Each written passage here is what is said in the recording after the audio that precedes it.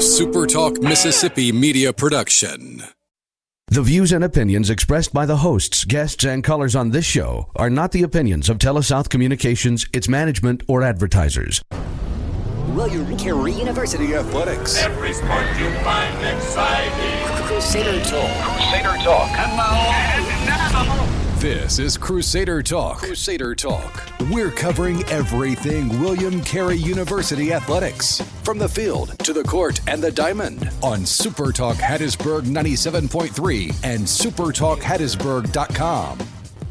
And welcome everyone to Crusader Talk. Last show of the month of July as we wind down the summer months.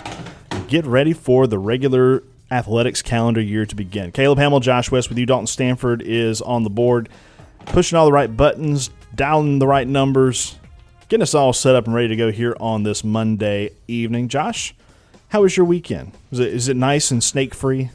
Oh, yeah. No, it wasn't, because you sent me that video that traumatized me. This is a whole story. This is a whole bit. Hold on. I think this is Caleb hinting he wants to at least tell the story. Well, okay. The short end of it is, wife and I and Nash and Nora went to dinner on Friday night. We walk out the front door, and I'm starting to get the baby in the car, and the next thing I hear is my wife screaming at the top of her lungs, running out the door with Nash like huddled up in her arms. And I'm like, what is happening? And I look behind us, and there's a snake on our porch, which we have a really tiny porch, whatever. But I'm like, did I just walk right past that thing? But, we went on to dinner, after I'd taken care of the snake with a shovel. And I get in the car after dinner and look at our doorbell camera footage just to see what happened. And Josh, and anybody that's been on my Facebook page or Twitter has seen it, but the snake fell out of the sky from the roof or from an eave of my house, something, and dropped right after I walked past. Terrifying. With the baby. And you know what's funny? If you didn't have it on video, it'd be like Chicken Little. Nobody would ever believe. No, and I would feel so sky. guilty because I thought the whole time that I just walked right past this snake with the baby. But if you'd have read the post and then watched the video like I did, I'm just staring at the ground. Like this thing came out of a hole, like it came slithering up a crack or whatever. And then all of a sudden the snake falls out of the sky, and I go, oh. I hate them. Hate snakes. Like, I'm of the opinion that the only good one's a dead one. And my wife was in mid-conversation about something. She's like, what are you watching? I'm like, something terrifying. And then I was like, had to explain to her this whole thing. And if you don't like snakes, this video will get you. See, I never minded them. Now, granted, I've only ever handled a non-venomous one before. But they're not supposed to fly. No. Well, no. Okay, they're not. Supposed to look down to find them, not watch from above. Well, tell you what, we may revisit this in a little bit. It was a jump scare. It really was. So my weekends can only get better from here, and what better way to have a good weekend than to talk about the big event that's happening on this weekend over near the capital city, as Bobby Halford will be inducted into the Mississippi Sports Hall of Fame, and we are pleased to be joined by Executive Director of the Hall of Fame, Miss Andrea Patterson. She's on the phone with us. First of all, thank you so much for taking some time out of your busy evening to join us, and thank you so much for the incredible privilege that we have to induct one of our favorite coaches into the Hall of Fame this weekend. Yeah, thank you guys so much for having me. It's my honor to be here and to be the director of the Hall of Fame and get to share the stories of so many of Mississippi's greatest athletes and coaches, and to add a much deserving one to the ranks this weekend. Absolutely. Now, for all of us around William Carey, we're a little bit biased. We've known Coach Halford and his coaching tenure for a long time, and it was a big deal whenever he crossed 1,000 career wins a while back. Then he surpassed the total number of wins for Ron Polk in his career, which seemed like a huge milestone as well.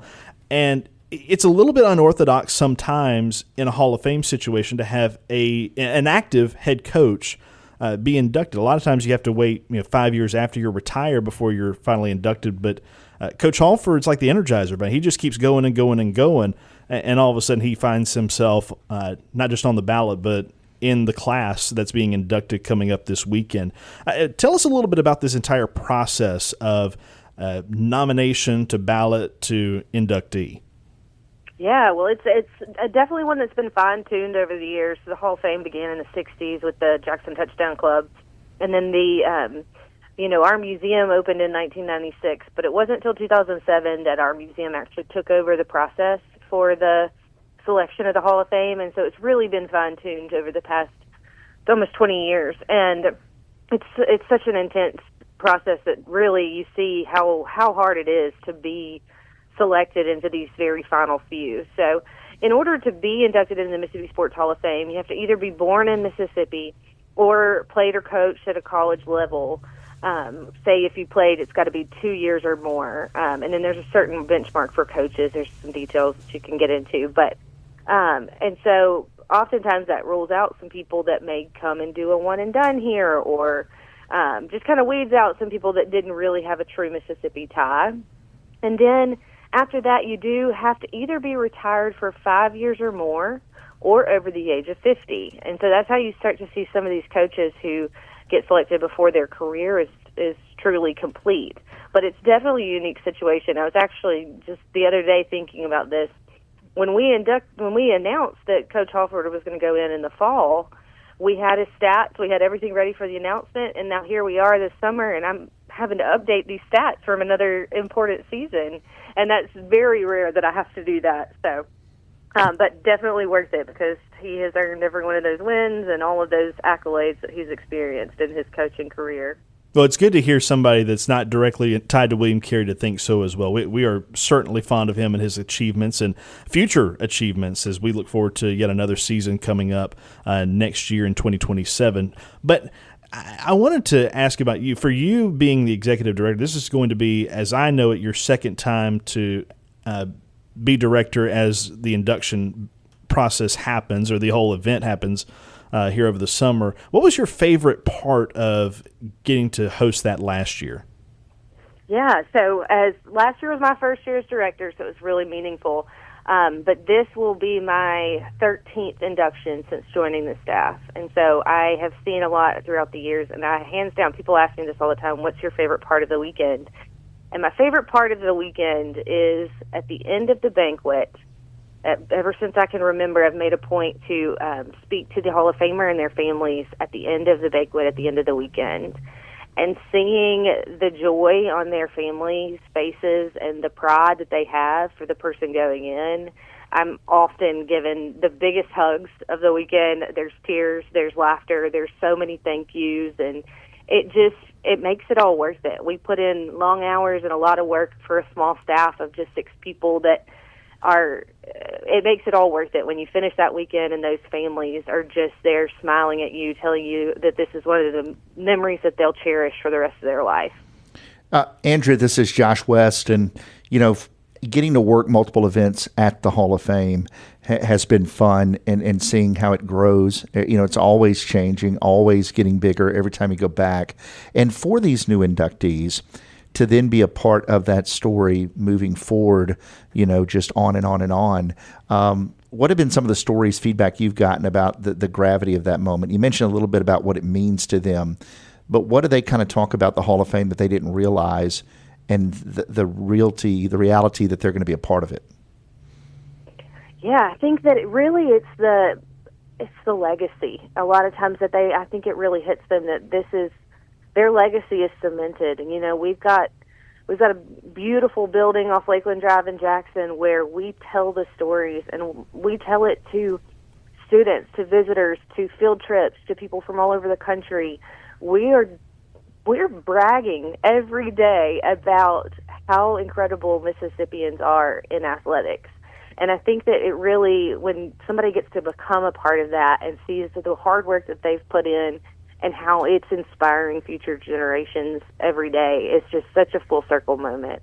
And then I think too about all the almost the sports trees of athletes that come and they get to join the ranks of people who came before them. So, for example, another inductee going in this year is Brittany Reese.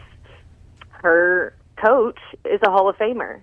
And so I have no doubt that one day there's going to be a baseball player from William Carey who's going to go into the Hall of Fame and be able to look back and say, my coach was in here first, and it's because of him that now I'm there. That's such a true thing. I never even thought about it that way. All right, we've got just a minute left, Andrea, and thank you so much again for joining us today. How can people find out more about the events going on this weekend and how they can be a part of it? Yeah, we're still selling tickets. We're expecting to have a great crowd. We have 3 events happening in 36 hours, so there's a lot to do if you want to come up to Jackson. It will culminate with our induction banquet on Saturday evening, where Coach Halford will be formally presented into the Hall of Fame. And all that information is on our website, so it's msfame.com. We've also got our social media updated, so you can find out every day a little bit more. You can see the other members of the class going in this year and get tickets there as well. All right. Thank you so much, Andrea. We look forward to the event this weekend, and I hope you have a restful couple days leading up to it. I know it's going to be a great time. Thank you all. I really appreciate it. All right, that is Andrea Patterson, Executive Director of the Mississippi Sports Hall of Fame, joining us here on Crusader Talk as it's induction week for Coach Bobby Halford into the Hall of Fame. He'll be one of several members inducted, one of 7, as a matter of fact, in the class of 2026. Head coach of our Crusaders, member of many Hall of Fames, but now officially in the Mississippi Sports Hall of Fame as of this weekend. All right, more to come on Crusader Talk. Coach Halford is actually going to join us later on in the show. He'll be here in the 3rd segment. But some news came in from over the weekend of the SSAC and the championship events in their calendar. Hey, beach volleyball. They're finally going to host a championship, and it's not that far away. We'll talk about that when we come back.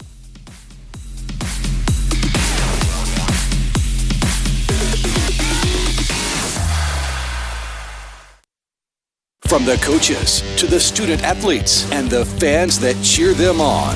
You're listening to Crusader Talk on SuperTalk Hattiesburg 97.3 and SuperTalkHattiesburg.com.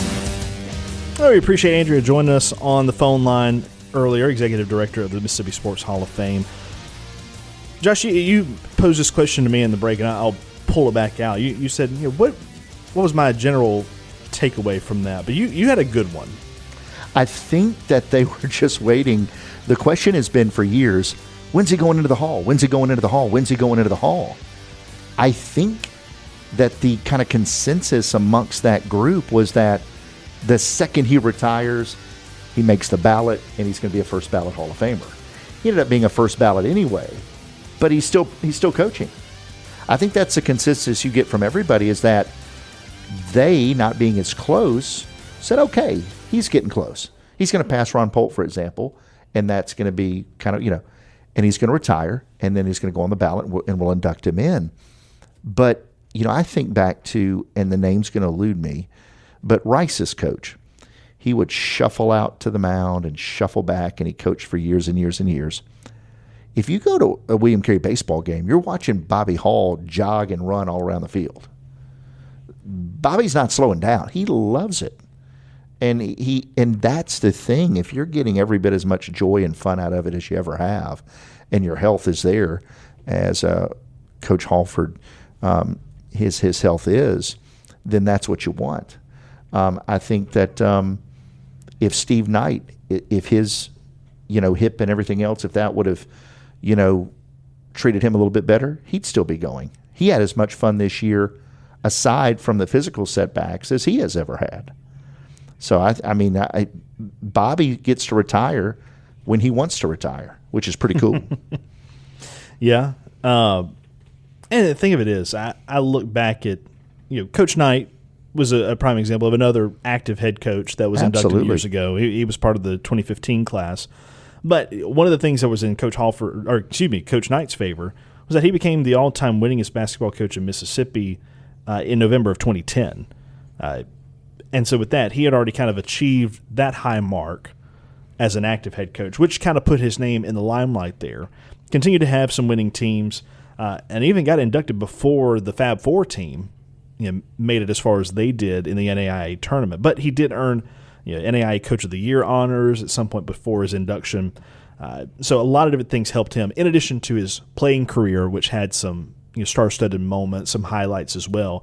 Coach Halford, a little bit of a behind-the-scenes guy up through his coaching career, is when he started to really make his name known.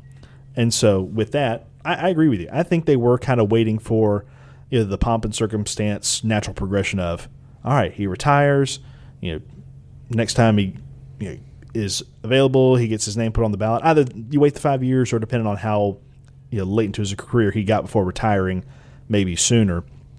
But I'm with you. I think his time just spent still coaching, the fact that he made yet another World Series, but I think biggest of all is that, which I guess that World Series happened after he was already part of the class, but once he passed Ron Polk and became the all-time winningest baseball coach in college in Mississippi, there became no doubt that he had to go in the Hall now. Oh, absolutely. And do you think there was anything in terms of the modern-day landscape of baseball to where maybe a little more difficult to quantify wins NAIA as compared to some of the other classes, even Division II, and some of the sustained, consistent runs of success that like a Delta State had and all? Do you think that might have been a little bit? Because perhaps. I mean, because again, look, Carey's had team players that have exhausted their eligibility at NAIA make the jump to Division I recently. You're seeing that consistently in our league on the men's basketball side, for example, where a guy has that extra year, but the way the NAIA eligibility is kind of lagging right now with the NCAA in terms of getting that extra year. Some guys can play 3 or 4 and then take a year moving up for final year of eligibility. But no, it is like one of the most just no-brainer Hall of Fame picks ever.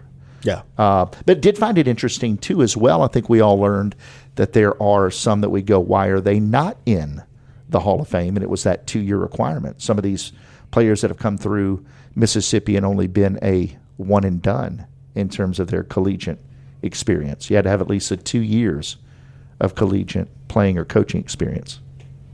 Yeah. So, nevertheless, we're very thrilled that Coach Halford is going to be part of this Hall of Fame class, finally have his name emblazoned in the Mississippi Sports Hall of Fame.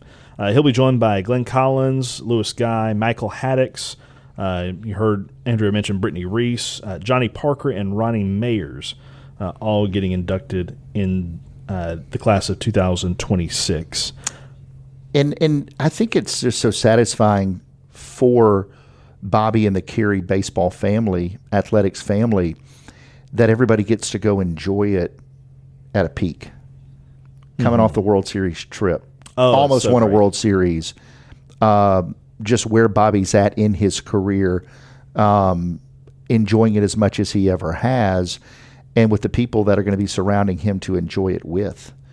You know, so many of those people that were around him and a part of it through all these years, even from the Steve Knights to the Ben Smiths and so forth, and then bringing some folks back that were around him for many years that are now back, like a Wendy Hogue, for example. Mm-hmm. Just so many people that get to be a part of that. It's going to be a really special weekend. Yeah. I think back to when Coach Halford passed Ron Polk, and one of the things that actually happened at the Mississippi Sports Hall of Fame was during the Ferris Trophy announcement, which this was the year after R.J. Stinson was a nominee. And I believe Ace Reese at Mississippi State was an eligible or one of the possible winners that were nominated for it. And Ron Polk came up to speak on behalf of Ace because Chris Lemonis at the time had to go ahead and be on location for where they had a ball game that weekend.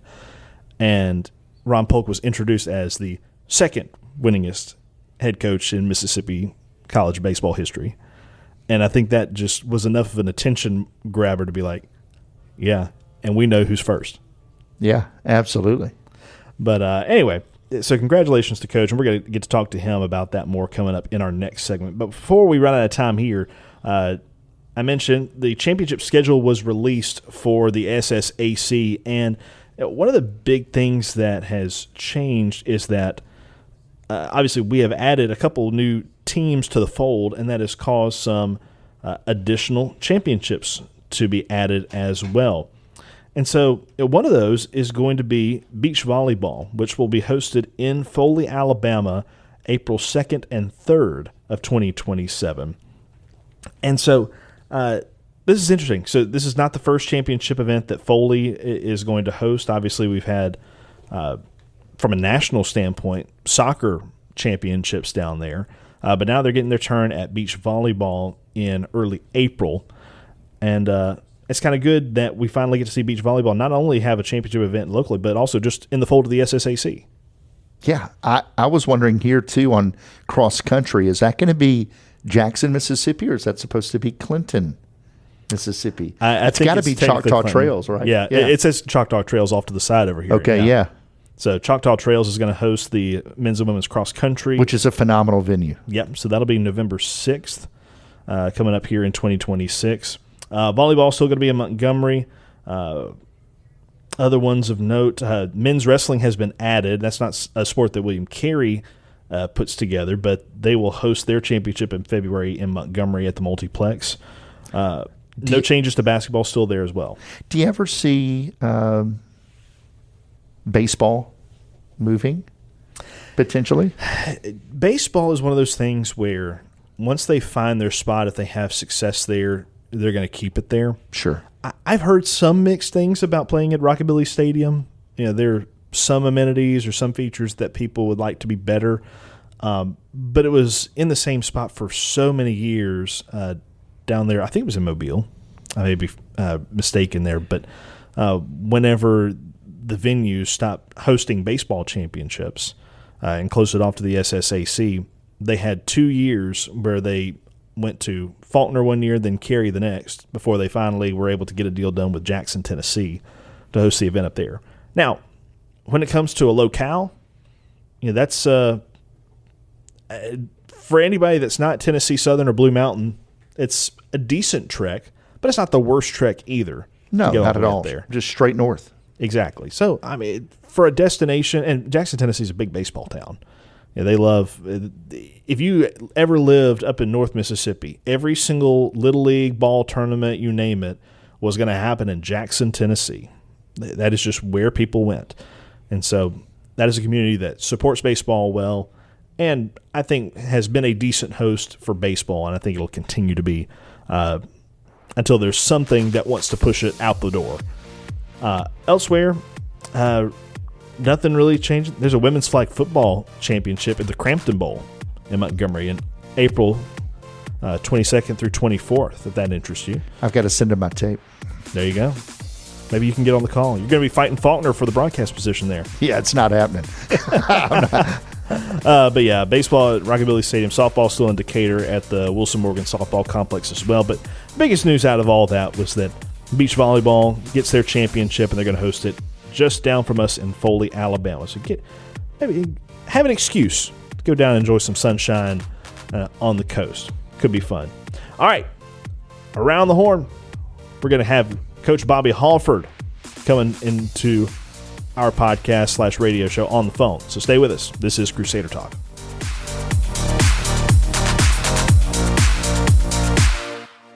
You're listening to Crusader Talk on SuperTalk Hattiesburg 97.3 and SuperTalkHattiesburg.com. All right, back here on Crusader Talk. Glad to be with you. If you missed our interview earlier with Andrea Patterson, Executive Director of the Mississippi Sports Hall of Fame, you can catch us on demand in podcast form. That is, if you're not already listening in podcast form. Just search wherever you get podcasts, Apple, Spotify, the works. Just search Crusader Talk, and you'll be linked up and listening to us on demand, but it's still in living color. All right, joining us now on the phone line is the man himself that is being inducted this weekend into the Mississippi Sports Hall of Fame as part of the class of 2026, head coach of your Diamond Crusaders, Bobby Halford. Coach, you and I were discussing in the break, you've had a couple of different World Series that you have been a part of. Handful as a head coach, but you had one as an assistant. And Josh went to Cooperstown on a little adventure trip with the family, or was it just with Elijah? It was Elijah and my nephew. That's it.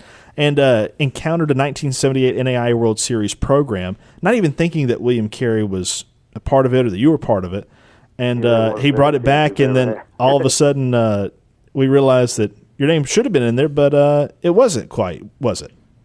Yeah, what happened was the birth of my oldest daughter, Kelly, was the week before, and we were going to Lubbock, Texas, and I stayed back for the birth. And so when she was born, of course, we made it. We won the tournament out there, so we were ready to go to St. Joe, Missouri. And so my name on the program was Mark Timberlake because they inserted him. He was a player, and they were able to just put him on the roster or use him as a first base coach. I think that's what Coach Stevenson did. So when we got to St. Joe, Missouri, the program came out, and I wasn't on the program. And so, that's been years and years ago. And so I was going through a lot of the memorabilia that I have and that type thing, and I found that program the other day, and I said, that's kind of interesting, and I wonder if it could be rectified. And I don't know if that makes that much difference, but I was Mark Timberlake during that time, and he was a kid from Ohio that was a good little player, and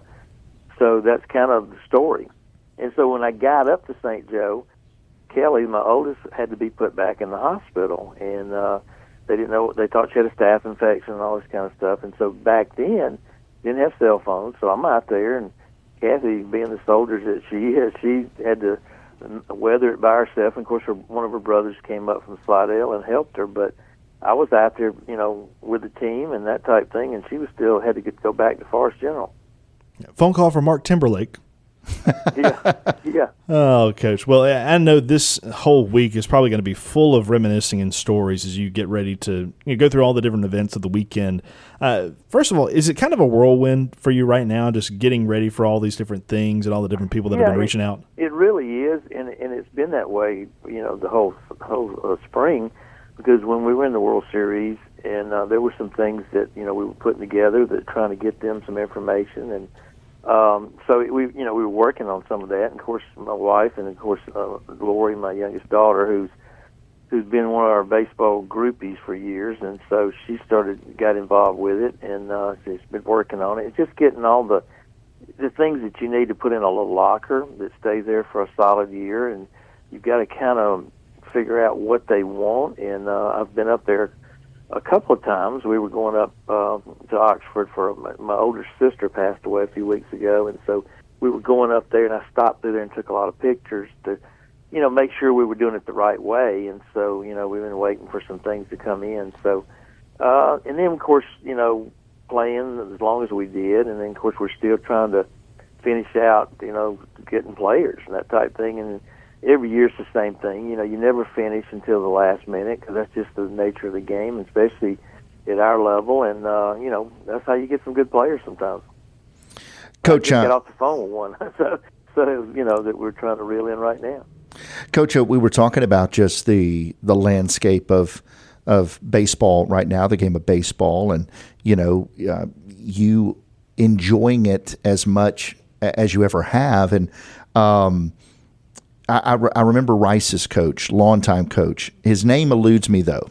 Wayne Graham. Wayne Graham. Now, Wayne played with Coach John Stevenson. He was in the Mets organization. So, I've kind of always, knew about him, and I watched him. And when they played in Conference USA, they came over to our ballpark, and they worked out because all the teams would always take their BP over there and that type thing. And so the first time I met him, he came walking up, and probably he's 80 years old at that time. And I said, Coach, I'm going to open the press box for you. And I said, it's a little cooler. And he said, Coach, I got work to do. And he's on the field, and he was really active. And I saw him, with some players and that type thing. And I said, man, that's pretty neat to watch that. And so, I kind of knew. And, of course, Coach Stevenson had played with him in the minors and also some with the Mets. And he was shuffling out. He had his famous shuffle to the mound, and it would give his bullpen more time to warm up. You're running across the diamond after all these years of coaching. You're jogging around, running around, looking like you want to get out there and play. You love it and are enjoying it, and the energy and enthusiasm is as high as it's ever been. What fuels it for you every day? Well, it's just it's a game that you never have grown up, and that's what my wife says. She says, you're still a kid, and I tell her guys all the time, I need to run over there. I need to stay in a little bit better shape, and then I can eat more. That's something when you're on the road like we are, and Caleb can tell you that we're pretty good at finding those places, and Caleb can tell you about one in particular out in Lewiston, Idaho, that's probably the top of the list, and so. So they probably have the most free advertising of any food establishment on this podcast. Well, there's no doubt. And so the people out there have been so good to us. And, they were watching us in the regionals, just crossing their fingers, hoping that we'd make it, because that's a go-to place for us. And one of the ladies that runs the place, she's at the games. I mean, she comes to the games, and all the teams kind of fight to get there. And we always have a reservation. We call earlier than most, and some of the new teams that go out there, they'll show up and they're standing out in the parking lot, and here we go. We walk right in and have our tables already set. So it's been really it's a fun situation. I'm just thinking about I would love to be a fly on the wall for that conversation between you and Wayne Graham, because that just and honestly, you have had many opportunities to coach both alongside and against some historical coaches over these many years of your coaching career. I think even back to the days when D1 teams would actually give you the time of day to play against you. But walk us through some of those memories of just different guys that you've interacted with in your coaching career that are Hall of Famers themselves. Well, of course, Sharon Polk is one. He's the guy that when he came to the state of Mississippi just kind of put everybody, kind of stepped it up with everybody in baseball, and baseball became more important all over. And you didn't have guys that, that were assistant football coaches taking over as baseball head coaches in high school. So, he kind of did that. And I can remember going up there and playing against them, and we're playing in the 11th inning, and we got a local kid named Michael Dumas, who's one of the best players that ever played there. He hits a ball off the wall on the top of the 11th off Jay Powell that broke a tie, and we ended up turning it over, playing the bottom of the 11th, and we beat him. And so I can remember going to Ole Miss and with John Kessinger, and they had just come off of a tough weekend with Mississippi State, and all the players were talking about it, and he had Snowpeck playing third. He had David DeLucia playing center field. He had Kerry Bridges playing for him, and we beat them, I think, 4-3. And I can remember one of their assistants came to the bus and said, "Here's your check," and he handed us a check that was our guarantee. And so it was just really a challenge, and it was always a challenge. And we were playing against some of the top NAIA coaches at that time. At Dallas Baptist was Jim Harp, and then you got at Grand Canyon was a guy named Gil Stafford, and then Charlie Miguel was at St. Mary's. So I was going up against those guys, and my daughters and my wife said, "Well, you just didn't have a whole lot to do with us when we'd come to the games." I said, "Yeah, I was trying to pedal as hard as I could because I'm facing all these Hall of Fame coaches." So when I was inducted into the NAIA, or got Coach of the Year one year, I think it was 2017, I was at the convention, and I got up and I said, "Look," I said, "all you guys out there that are no longer doing this, I appreciate it, because it's finally, I finally have a chance to beat some of your teams." And so that's kind of that's what kind of keeps motivating you, because Yeah. But just those kind of I had Dusty Rhodes. I coached against him. He was at North Florida. That's crazy. He's a Hall of Famer. I mean, just on and on. And Cumberland, Woody Hunt. I mean, I can just name just on and on. And Indiana State, they came through and played us. Ohio State. So it's it's been real fun because you've been small, but you've been able to play big. Yeah, and you've had many opportunities to play all these different kind of cool guys. There are so many names in there that I'm just like, man, I'm gonna have to go back and look at some of their playing careers and just refresh my memory on some of these different people that you've gotten to be on the other side against. Well, one of the things I was telling those people up in Jackson, when we started a women's basketball program, we played Auburn, and they had a guy named Joe Champy that was the head coach, and Carol Ross. She's in the Mississippi Hall of Fame. She was the assistant, and she ended up at Florida and Ole Miss, and Champy was like one of the top guys around, and I was thrown in there against all these people, and Boo Ferris, Mike Kennison, Bill Marchand. I mean, on, and it's just after a few years, we had a regional one year, had 8 teams in it, and 2 of the teams went D2.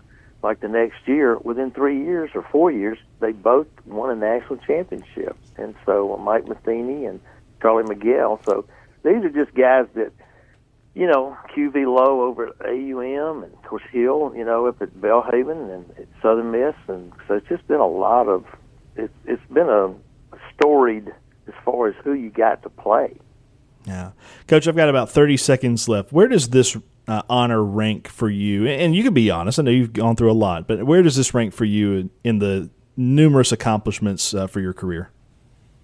Well, the first thing is just you appreciate all the people that have helped you. I mean, it's not, you don't do it by yourself. And, you know, my family's been the catalyst here. I mean, my wife has just been, just helped raise 4 kids. She basically was raising them on her own for a long time because of being on the road a lot and playing all over the place. And just the coaches, the guys that have helped me, and it's like a who's who. A lot of these guys that are still coaching and were very successful and still are guys that are helping me today. You know, Eric and Jamie and Ben Smith and those people that have really helped me down the road, and Coach Stevenson, who has been, you know, one of the top guys for me, that just taught me so much and just taught us how to every day go about it and play as hard as you can and, you know, be the best you can be. But it's a combination. I mean, it's just something that you do. You know, we were out to the national convention one time, and QV Lowe from Auburn Montgomery was inducted, and he had all of his guys that played with him at Auburn, and he had played in the World Series. And he said, you know, just to be honored for something that you love to do, that's just part of you. It's just who you are. Yeah. And guess what? You're getting credit for it. You know. And it's awesome, Coach. And hey, look forward to seeing what happens this weekend. And again, congratulations. We'll see you next time. Thank you. Appreciate it. You're tuned in to Crusader Talk on SuperTalk Hattiesburg 97.3 and SuperTalkHattiesburg.com. I have the luxury of knowing that Coach Halford hardly listens to this podcast. So, Lori, if you mentioned this, I'm going to know it came from you. But Josh and I were talking about that 1978 program that doesn't have his name in it, has a player that was going to be acting first base coach in his absence. I think we ought to get one of two things. We either need to call the Mississippi Sports Hall of Fame and tell them, hey, can you print a special program for the event, the Hall of Fame banquet, and put Mark Timberlake's name in there instead of Bobby Halford, just to tease with him, and just the one, and put it in his chair. Or we can totally make this happen. Or you told me that the program for the 1978 World Series was not too complex. It was fairly basic in form. It wasn't like a big, formally printed, glossy-backed magazine booklet. It was more of a, regular paper stapled paper together. Yeah. So something that could be reproduced with a correction added to it. I think we need to reach out to the NAIA and have it certified, and say in correcting a long-standing error, from our league's level, we hereby want to congratulate and officially put Coach Halford as an official participant in the 1978 NAIA World Series. I don't know. Could pull it off. Yeah, maybe so. Could do that. That could be like a huge presentation thing, a giant plaque. Don't you love that? He's running around having as much fun so he can eat more on road trips. Man, what a more worthy cause. That's a worthy cause. I'm going to tell you, it was funny. So I may have mentioned this last podcast. Hayes Collins of Mississippi Scoreboard has been one of the guys involved in some of the media involved in the Sports Hall of Fame banquet. So there's going to be a miniature documentary for Coach Halford that night. And one of the things Hayes did was a sit-down interview with Coach. And Hayes said it was eye-opening to hear all about the women's basketball side of things that he never knew about Coach Halford, all the different people that he had coached around, but also it's just about Coach Halford, the man. And we've mentioned ad nauseum about how sitting head coach is not often an inductee, but he said what caught his eye or caught his ear was when Coach Halford said, I'm still coaching because I really don't have any hobbies. I don't fish. I don't hunt. If I retired, I don't know what I'd be doing. My wife would have to figure out stuff for me to do. He says, so I keep coaching. And it's what he loves to do. That is his hobby. And he's good at it. Yeah. So he's kind of a lost boy, right? He never has to grow up. That's right. That's it. I mean, I feel like Coach Halford is having as much fun now. 100%. In fact, I feel like, honestly, he's probably having his most fun right now because you could hear it in his voice. Back in the 80s, whenever he was coaching against the likes of Ron Polk and all these other coaches, he's a little old guy in Hattiesburg trying to, muscle up, pull his shoulders back, and play with the big boys. And he felt like he had something to prove back then. You had to have his guys looking the right way, looking professional, you're ready to play against a Division I team. And now he's got nothing to prove. the proof is in the pudding. The proof is in the winning records of his. I've lost track of how many seasons it is because it changes every year, but it's in the order of 40 seasons.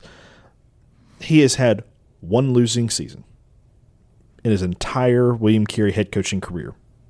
And that was, I think, either around COVID. Wasn't during COVID, but it was around COVID. I think he had an even 500 record in 2020. So maybe it was 2019 was the one-off year. But that's it. Everything else was a winning record the entire time. And multiple World Series teams, multiple championship teams. Think back to the streak we had of either an SSAC regular season or tournament championship that ended this year, but you'll settle for an NAIA World Series berth and third place finish. Could have been a World Series championship this year. Yeah, it really. I mean, if one bad inning away, I think you could make the argument that if the tournament were run differently this year, they could have. Yeah, different format. Mm-hmm. It was very, very late on the teams that were participating that night before. Yeah. And then if Carey gets to that final game, there's a good chance they go ahead and win that game as well. Yeah, because Tennessee Wesleyan, who put Carey out, was the team that ended up victors and national champions. So coulda, woulda, shoulda. But, hey, there's next year. That close. We've been saying that here a lot recently. Hey, it wasn't long after Coach Knight was inducted into the Hall of Fame that he made it to the Fab Four. Furthest he ever made it in the NAIA tournament. So what's the next step for Coach Halford? Either second or first. Not a whole lot more room to go. But it's going to be a fun weekend. Again, the event calendar to tell you about it all, you can find all the information at msfame.com. Tickets are still available for the banquet. There's also a meet and greet event. There's all kinds of stuff going on. You can get all that information there. And again, tickets are still available. Do not delay. Go to it. Enjoy it. It's going to be a fun time throughout the capital city on the weekend. And go support Coach Halford if you have the opportunity to on this weekend. So, again, Friday and Saturday, those are the days that you can be a part of it. We hope you'll make that trip up 49 or wherever you may be listening. It may be south for you. I don't know. We're far-reaching. Maybe not on the radio signal, but podcasts is worldwide, baby. We're Mr. Worldwide. We're Pitbull. No, but our thanks to Coach Halford for joining us, as well as Andrea Patterson from the Mississippi Sports Hall of Fame to get us in podcast form. Again, if you're listening on SuperTalk right now, just go to any podcast platform, Spotify, Apple Podcasts, or any other podcast platform if you're choosing to search Crusader Talk. Josh, enjoyed it, friend. It was good. And can't wait to hear all about the Hall of Fame this weekend. Yes. Let's have no snakes this weekend, right? None. No Zero. more snakes. No snakes, more ice cream. That's my motto. Also my motto. Until next time. For Josh and Dalton, I'm Caleb. Good night. God bless and go Saders.